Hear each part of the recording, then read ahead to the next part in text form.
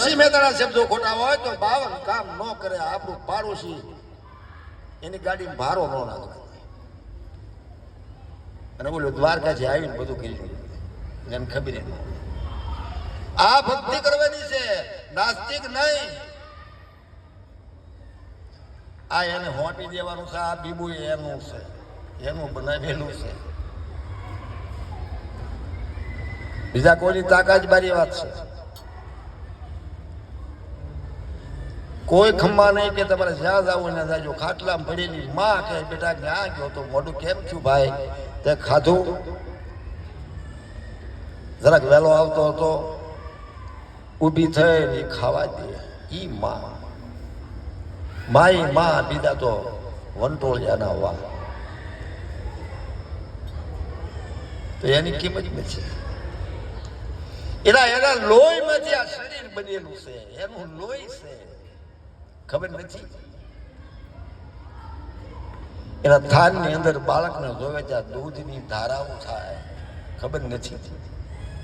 આખી રાત રોતો હોય તો માં આખ્યા રૂમમાં આટો મારીને ભાડા દરવાજા ખખડાવી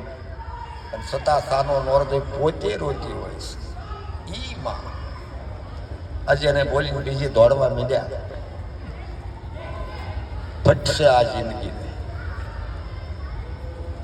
હું તો એમ કહું માળા નથી કરવી કોઈનું ભજન નથી કરવું ભગવાનને કોઈથી સંભાળવો નથી કોઈથી મંદિરે નથી જવું તમે કાંઈ ગુનો ન કરો તમને હું કામ કાંઈ સજા કરે આ તો ગુનેગાર નથી સજા હોય કોઈને પગે લાગવું ક્યાં છે પગે કોણ લાગે ગુનેગાર હોય લાગે હા હું તમને સેલ જ બારીને કહું છું કોઈક ઢીપા મળે તો પગે લાગી કે નહીં કે ભાઈ શબરાવ દે માંથી કમાતું નથી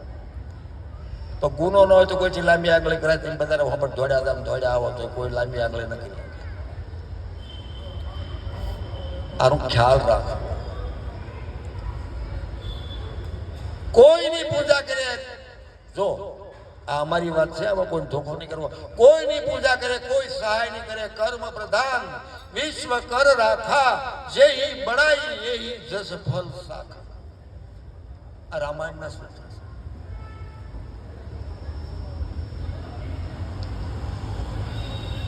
રામ બનવું હોય તો શું કરવું પડે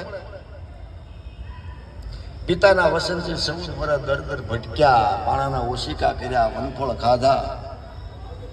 હેરાન થયા 14 વર્ષ આપણે આવડા સુરત ત્યાં એમ કેલા જાયજો જરાક વાળી જરાક એમ પોરો ખાવા મત દીકરા હા મૂકી હતી રામ થવાય